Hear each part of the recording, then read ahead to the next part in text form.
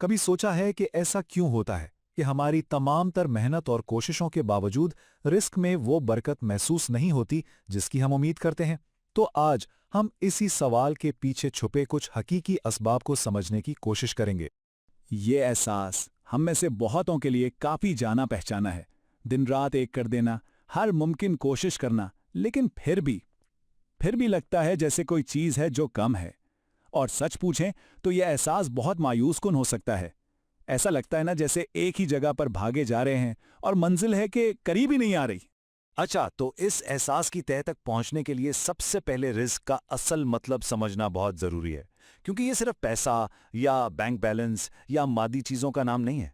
नहीं, रिस्क एक बहुत ही वसी, एक बहुत गहरा तस्वुर है।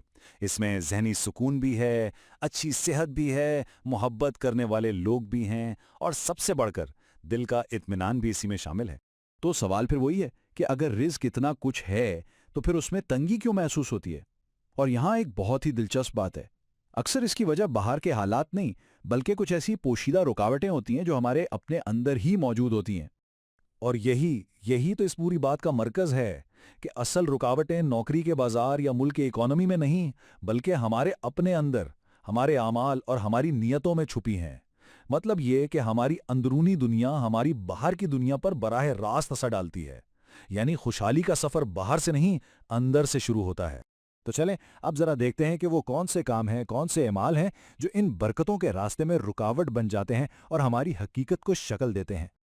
ये बात शायद थोड़ी हैरान कुन लगे कि हमारे रिश्तों का हमारे रिस्क पर कितना गहरा असर पड़ता है।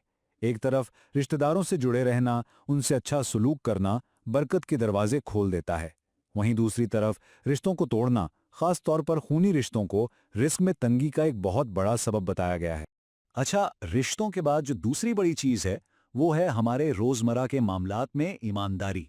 सच्चाई और दयानतदारी से ना सिर्फ लोगों का एतमाद बनता है, बल्कि ये बरकतों को भी अपनी तरफ खींचती है। और इसके बिल्कुल उलट छोटे से छोटे मामले में भी बेईमानी या झूठ एक ऐसी रूहानी दीवार बन जाता है जो हमारे रिस्क के बहाव को रोक देती है। चलें अब एक और बहुत ही अहम रुकावट की बात करते हैं, और वो है शुक्रगुजारी की कमी। और ये कि कैसे ये कमी एक ना खत्म होने वाले खालीपन के एहसास को जन्म देती है। ये आयत शुक्र और फरावानी के ताल्लुक को बिल्कुल साफ साफ वाजे कर देती है। ये एक इलाही कानून है, एक सीधा साधा उसूल है। शुक्र करोगे तो और मिलेगा, नाशुक्री करोगे तो जो है उसकी बरकत भी उठ जाएगी। और ये नाशुक्री का चक्कर है ना, ये बहुत आहिस्ता आहिस्ता, बहुत खामोशी से अपनी गिरफ्त में लेता है। सबसे पहले क्या होता है, हम उन नेमतों को भूल जाते हैं जो हमारे पास पहले से मौजूद हैं। फिर हम उन नेमतों को फॉर ग्रांटेड लेना शुरू कर देते हैं, अपना हक समझने लगते हैं। उसके बाद हमारी तवज्जो सिर्फ उन चीजों पर रह जाती है जो हमारे पास नहीं है, और आखिरकार यही कमी का एहसास हमारी सच्चाई बन जाता है। लेकिन यहाँ एक अच्छी खबर भी है, और वो ये कि ये सब मुस्तकिल नहीं है। जिस तरह कुछ काम रुकावटें डालते हैं, इसी तरह हमारे अपने इंतखाब इन रुकावटों को हटा भी सकते हैं। तो चलें अब इस बहाली के रास्ते की बात करते हैं। देखें, सारा कंट्रोल हमारे अपने हाथ में है। हम जानबूझकर शुहूरी तौर पर ऐसे फैसले कर सकते हैं जो इन रुकावटों को साफ कर दें और बरकतों के बहाव को हमारी जिंदगी में वापस ले आएं। ये बिल्कुल उन्हीं मनफी कामों का उल्ट है। तो सवाल ये है कि इस बहाव को दोबारा खोला कैसे जाए। सबसे पहली कुंजी तो है शऊरी शुक्रगुजारी, यानी दिल से हर छोटी बड़ी नेमत को मानना और इसका इतराफ करना। फिर अपने टूटे हुए रिश्तों को जोड़ना, अपने हर मामले में बिल्कुल सच्चे रहना, अपनी पिछली गलतियों और कोताहियों पर माफी मांगना, और हाँ, इस यकीन के साथ देना कि खैरात करने से माल कभी कम नहीं होता, बल्कि उसमें इजाफा होता है। तो हासिल कलाम क्या है? खुलासा ये है कि रिस्क कोई बाहर लड़ी जाने वाली जंग नहीं है जिसे जीतना है, बल्कि ये एक अंदरूनी कैफियत है, एक फ्लो है जिसे हमें अपने अंदर बनाना होता है, परवान चढ़ाना होता है। हमारी नीयत, हमारे काम, हमारा रवैया, यही वो चीजें हैं जो इस बहाव के दरवाजे को या तो खोलती हैं या फिर बंद कर देती हैं।